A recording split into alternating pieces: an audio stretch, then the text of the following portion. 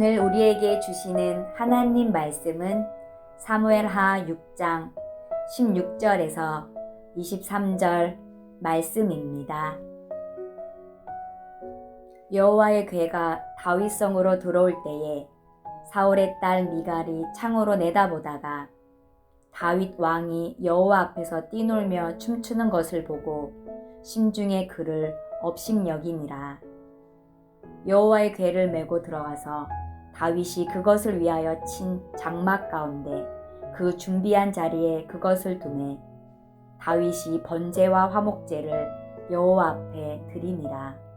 다윗이 번제와 화목제 드리기를 마치고 만군의 여호와의 이름으로 백성에게 축복하고 모든 백성 곧 온 이스라엘 무리에게 남녀를 막론하고 떡 한 개와 고기 한 조각과 건포도 떡 한 덩이씩 나누어 주매 모든 백성이 각기 집으로 돌아가니라. 다윗이 자기의 가족에게 축복하러 돌아오매 사울의 딸 미갈이 나와서 다윗을 맞으며 이르되 이스라엘 왕이 오늘 어떻게 영화로우신지 방탕한 자가 염치 없이 자기의 몸을 드러내는 것처럼 오늘 그의 신복의 계집종의 눈앞에서 몸을 드러내셨도다 하니 다윗이 미갈에게 이르되 이는 여호와 앞에서 한 것이니라. 그가 내 아버지와 그의 온 집을 버리시고 나를 택하사 나를 여호와의 백성 이스라엘의 주권자로 삼으셨으니 내가 여호와 앞에서 뛰놀리라. 내가 이보다 더 낮아져서 스스로 천하게 보일지라도 내가 말한 바 계집종에게는 내가 높임을 받으리라 한지라. 그러므로 사울의 딸 미갈이 죽는 날까지 그에게 자식이 없으니라.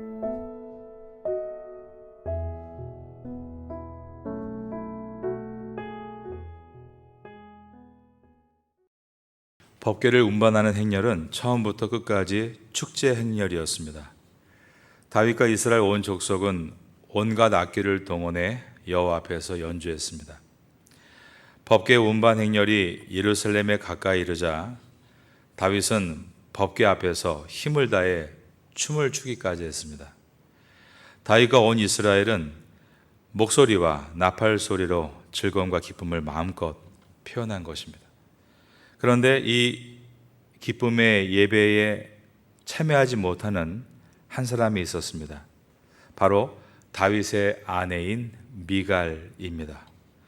우리는 미갈을 보면서 우리도 이렇게 될 수 있다는 것을 경계하고 돌아볼 수 있어야 합니다. 미갈이 예배 가운데로 들어가지 못하는 이유는 첫째로 예배를 대하는 태도에 있었습니다. 오늘 본문의 첫 절인 사무엘하 6장 16절을 보겠습니다. 여호와의 궤가 다윗성으로 들어올 때에 사울의 딸 미갈이 창으로 내다보다가 라고 되어 있습니다. 미갈이 집 안에 있었다는 것을 보여줍니다. 창으로 내다보다가. 다윗과 모든 백성들은 법궤가 들어오는 감격스러운 상황에서 그 법궤 앞에 밖에서 전심을 다해 예배드리고 있는데 미갈은 집 안에서 마치 강 건너에 있는 불을 구경하듯이 예배를 드린 것이 아니라 그 예배를 관망하고 있었던 것입니다. 우리는 예배를 드리는 태도가 중요하다는 것을 늘 염두에 두어야 합니다. 예배 시간이 한참 지났는데 늘 중간쯤 들어오는 사람이 있습니다.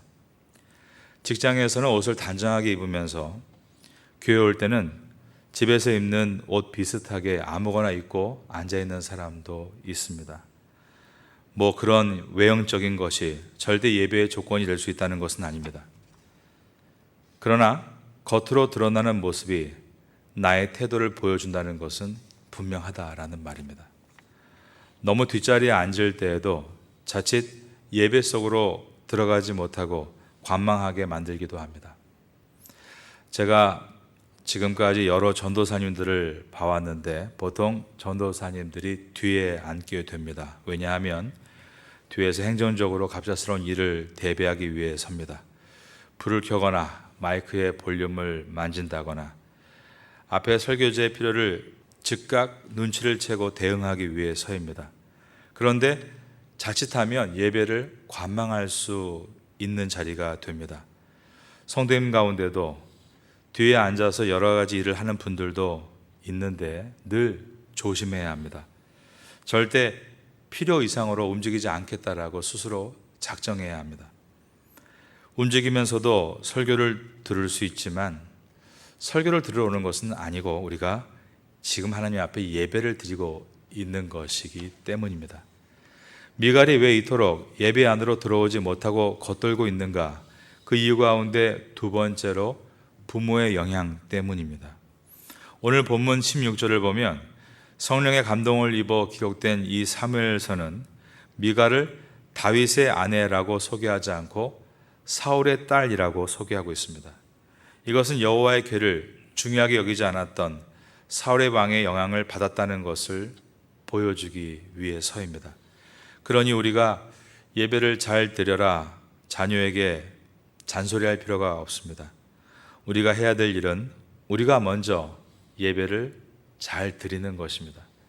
자녀에게 보여주려고 잘 드리는 것이 아니라 우리가 신령과 진정으로, 즉 거룩한 성령과 진리의 말씀으로 예배를 드리면 그 신앙의 영향력이 흘러가는 것입니다. 신앙을 말로가 아닌 모습으로 본을 보일 수 있는 우리 모두가 될 수 있기를 예수님의 이름으로 축원합니다. 17절을 보겠습니다. 여호와의 궤를 메고 들어가서 다윗이 그것을 위하여 친 장막 가운데 그 준비한 자리에 그것을 두매 다윗이 번제와 화목제를 여호와 앞에 드리니라. 다윗이 그것을 위하여 친 장막, 이것은 다윗이 예루살렘 성전을 짓기까지 임시로 하나님의 궤를 모셔놓기 위해 만든 것이었습니다. 이것을 다윗의 장막이라고 부릅니다. 이는 모세 시대에 만든 성막과는 다릅니다. 다윗 당시에 그 당시의 성막은 기브온에 설치가 되어 있었습니다. 그런데 이와 같이 다윗의 장막과 또한 성막은 솔로몬 때에 이르러 예루살렘 성전이 완공된 후에는 다 해체됩니다. 장막 가운데 그 준비한 자리, 이것은 장막의 중앙을 의미하는데 일종의 지성소 같은 곳이었습니다. 다윗이 번제와 화목제를 드리니라, 이 말은 다윗이 제사장들에게 명하여 제사를 드렸다는 말입니다. 다윗이 번제와 화목제를 드린 것은 법궤를 모시는 이 장소를 성별하면서 봉헌식을 한 것입니다. 여기서 번제란 이스라엘 백성들이 하나님의 영광을 위해서 헌신하겠다 할 때 드리는 예물입니다. 화목제란 그동안 소원에 있었던 하나님과 이스라엘 간의 관계가 하나 되게 해달라는 의미로 드리는 예물이었습니다. 이 두 가지를 다 드렸습니다. 18절을 보겠습니다. 다윗이 번제와 화목제 드리기를 마치고 만군의 여호와의 이름으로 백성에게 축복하고, 이 말도 다윗이 직접 여호와의 이름으로 백성에게 축복하고 있는 것은 아니고 번제와 화목제를 드리는 제사장들이 다윗의 요청에 따라 백성들을 축복했다라는 뜻입니다. 왜냐하면 민수기 6장 22절로 27절에 백성에게 축복하는 것을 제사장의 고유 권한으로 정해놓았기 때문입니다. 물론 오늘날 이 신약시대의 모든 성도는 만인 제사장으로서 우리는 가정에서 부모로서 자식의 머리에 손을 놓고 축복 기도해 줄 수 있습니다. 회사에서 믿음의 성도로서 믿지 않는 직장인들을 위해 또한 중보하며 회사를 위해 축복 기도할 수 있습니다. 교회에서도 성도들이 목사님을 위해서 축복 기도를 할 수 있습니다. 그러나 축도일 경우는 사도권이 있는 주의 종들이 축도를 하고 또 주의 종들이 성만찬을 집례합니다. 다윗이 한 일 중에 가장 위대한 일 중에 하나가 다윗의 장막이 세워진 동안 이스라엘 땅의 예배를 바르게 회복시켰다는 것에 있었습니다. 19절입니다. 모든 백성 곧 온 이스라엘 무리에게 남녀를 막론하고 떡 한 개와 고기 한 조각과 건포도 떡 한 덩이씩 나누어 주매 모든 백성이 각기 집으로 돌아가니라. 떡 한 개, 고기 한 조각, 건포도 떡 한 덩이. 여기 언급된 이 세 가지의 음식들은 모두 예배를 드렸던 제물들이었습니다. 그런데 이처럼 백성들이 제사를 드리고 난 후에 함께 그 예배 음식을 먹을 수 있는 이유는 이것이 화목제물이었다라는 것을 보여줍니다. 보통 화목제에 쓰인 화목제물은 제물을 드린 사람들이 함께 나눠 먹는 예식이 있었습니다. 즉 다윗은 모든 백성에게 여러분 모두가 오늘 이 예배에 참여한 사람이라는 증표를 나눠 가지십시다. 그러면서 증표로 그 떡과 고기와 건포도를 나누어 주었습니다. 우리가 교회에서 식사를 하는 것은 화목제에 드려진 예물을 먹는 것과 같은 일입니다. 초대교회는 교회에서 예배를 드리지 않고 가정에서 예배를 드렸습니다. 우리 교회의 구역 예배는 초대교회의 모형을 가지고 있습니다. 함께 예배를 드릴 때 성찬을 합니다. 예수님은 예배를 드리는 곳마다 이 떡과 포도주를 통해 나를 기념하라 하셨기 때문입니다. 모여서 성스러운 떡을 떼고 즉 성찬을 마치고 함께 순전한 마음으로 음식을 먹었다. 에서 이 음식은 애찬식을 말합니다. 함께 음식을 먹는 시간. 그러므로 떡의 질이나 양이 중요한 것은 아닙니다. 보통 교회에서 밥 먹으면 교회 밥이 맛있네, 맛없네 그러는데 그런 의미를 좀 더 초월합니다. 예배를 드린 성도들이 함께 거룩한 식사 자리에 초대받는 것입니다. 다윗이 모든 사람에게 떡과 그리고 고기와 건포도 한 덩어리씩을 나누어 주는 이유는 우리가 오늘 이 예배 드린 표징입니다 라는 의미였습니다. 우리가 하나님 법궤를 준비해서 신령과 진정으로 드린 이 예배를 통해 하나님과 화목되었습니다 라는 상징적인 의미로 식탁의 자리를 마련하고 있는 것입니다. 예배를 통해 우리가 하나님과 연합되었다라는 의미입니다. 이러한 본질이 중요한 것입니다. 저는 우리 교회의 모든 예배와 또 교회학교 예배 그리고 구역 예배에서 이러한 본질들이 회복될 수 있기를 늘 기도하고 있습니다. 예배를 잘 드리고 돌아온 다윗은 하나님의 은혜로 충만해서 자기의 가족을 축복하고 싶어 했습니다. 20절을 보겠습니다. 다윗이 자기의 가족에게 축복하러 돌아오매 그런데 그 다음에 보면 사울의 딸 미갈이 나와서 다윗을 맞으며 이르되 이스라엘 왕이 오늘 어떻게 영화로우신지 방탕한 자가 염치 없이 자기의 몸을 드러내는 것처럼 오늘 그의 신복의 계집종의 눈앞에서 몸을 드러내셨도다 하니 미갈이 바가지를 긁고 있는 장면입니다. 뭐라고 했냐면 방탕한 자가 신복의 계집종의 눈앞에서 몸을 드러내셨도다. 여기서 방탕한에 해당하는 히브리어는 가난한이라는 뜻입니다. 미갈이 다윗을 자기 아버지의 부하였던 직급이 낮은 하수의 사람으로 내려다보고 있는 말투입니다. 미갈은 이스라엘에서 가장 높은 왕인 다윗이 마치 가장 어리석고 미천한 자들 앞에서 품위를 잃은 행동을 했다는 식으로 다윗을 비난했습니다. 이러한 비난에는 왕으로서의 채통을 좀 지켰으면 좋겠다라는 불평이 포함되어 있습니다. 미갈이 왜 이토록 예배 안으로 들어오지 못하고 겉돌고 있을까? 세 번째로 남편의 영향 때문인 것을 보게 됩니다. 여러분이 기억하실 것입니다. 다윗이 사울의 추격을 피해 미갈과 생이별을 했죠. 그리고 나서 미갈은 그의 아버지가 다른 남자에게 시집 보내서 발델이라는 사람과 무려 10년 동안 살다가 돌아왔습니다. 다윗이 미갈을 다시 데려와서 자기 아내를 맞을 때 이 미갈은 또다시 두 번째 생이별을 하게 됐던 것입니다. 그런데 다윗은 미갈을 다시 데리고 온 것이 사랑해서라기보다 사울의 사위였다는 정통성을 보여주기 위해서, 정치적인 방법을 위해서 이 미갈을 다시 불러온 것입니다. 그리고 나서 미갈에게 많이 무관심했던 것이 사실입니다. 더 잘해줘도 관계가 회복되기 어려웠을 그 부부관계가 회복되지 못한 것은 이와 같은 부부간의 불화 때문이었습니다. 더 잘해줘도 관계가 회복되기 어려웠을 이 부부관계가 회복되지 못한 상태였다는 것입니다. 그래서 신앙의 회복은 부부관계 회복과 연결되어 있다는 것을 우리가 잊지 말아야 됩니다. 부부관계가 멀어지면 주님과도 결코 가까워지기 어렵습니다. 어떤 여성분은 남편이 믿는 하나님, 나는 안 믿는다라며 하나님과 멀어지려 합니다. 그 이유가 남편에게 되었기 때문에 그가 믿는 하나님이 싫다라고 말을 하는 것입니다.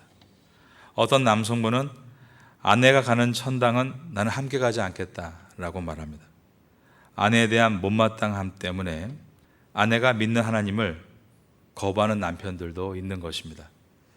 다윗은 예배 잘 드리고 집에 돌아와서 아내에게 모욕적인 말을 듣자 참지 않고 그대로 다 되받아칩니다.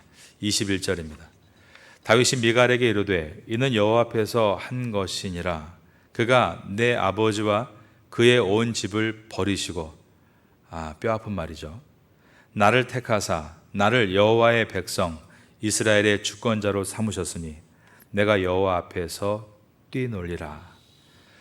여호와 앞에 뛰노는 예배, 은혜로운 예배를 드린 것인데 감정이 또 상하니까 말을 할 때 이렇게 은혜로운 이야기를 남을 때리는 말로 바꿔서 하고 있습니다.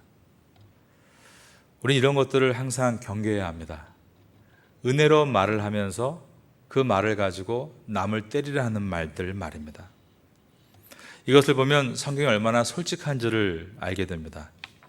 왕의 행적으로 다윗을 포장하지 않고 비록 그가 왕이었다 할지라도 집안의 가장으로서 부부 사이에 얼마든지 있을 수 있는 일들을 그냥 진솔하게 다 기록을 하고 있습니다. 교회에서 은혜 받고 열심히 봉사하고, 그런데 집에 가서 그 받은 은혜를 아내와 남편 때문에 다 쏟아버리고 또 자식과의 불화 때문에 다 쏟아버리는 얘기가 남의 이야기일까요? 우리들의 이야기 아닙니까? 그래서 우리가 은혜 받은 그 다음을 항상 조심할 수 있어야 합니다. 청소년 아이들도 수련회에서 큰 은혜를 받아놓고 바로 그 직후에 시험을 만나고 다 쏟아버리는 경우가 참 많이 있습니다. 22절을 보겠습니다. 내가 이보다 더 낮아져서 스스로 천하게 보일지라도 내가 말한 바 계집종에게는 내가 높임을 받으리라 한지라. 미갈의 쓴소리를 다윗이 맞받아 쳤고 그 결과가 23절인 것입니다. 그러므로 사울의 딸 미갈이 죽는 날까지 그에게 자식이 없으니라. 이 말은 다윗과 미갈이 그 이후로 한 번도 잠자리를 같이 하지 않았다라는 뜻입니다. 사울의 딸 미갈이 죽는 날까지 그에게 자식이 없으니라. 여러분, 신앙의 회복은 관계의 회복입니다. 가정은 회복하려고 노력하지 않아도 그냥 잘 돌아가는 것이 결코 아닙니다. 그 어느 것보다 회복을 위해 힘써야 되는 것이 가정입니다. 다윗이 밖에서 예배에 성공했다 할지라도 집에 돌아와서 아내와의 불화로 은혜를 다 쏟아버린 것처럼 이러한 일들이 일어나지 않도록 우리는 무엇보다 가장 가까운 1차적인 관계인 부부간의 관계, 그리고 가족 간의 관계에서 늘 회복을 위해 힘써 나가야 하는 것입니다. 다윗과 미갈처럼 서로 맞받아치다가 서로 아예 남남이 되지 않도록 여러분들은 먼저 화평의 물꼬를 트는 피스메이커가 되시기를 바라겠습니다. 관계 회복을 위해서 기도하면 하나님께서는 회복에 필요한 말도 잘할 수 있도록 말의 지혜를 주실 것입니다. 말을 맞받아치려고 뱉지 말고 말로 회복을 끌어내기 위해 아름답게 빚어낼 수 있는 저희가 되기를 바라겠습니다. 이러한 은혜가 우리 모두에게 있게 되기를 예수님의 이름으로 축원합니다.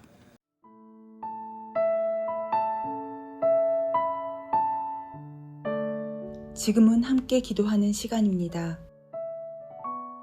4월의 공동 기도 제목은 첫째, 선교의 영역을 넓혀 주소서. 둘째, 선교를 지원하는 동역자들을 세워 주소서. 셋째, 4월 30일 장애인 가족 초청 행사를 잘 준비하게 하소서. 말씀을 붙잡고 기도하는 귀한 시간 되시기를 소망합니다.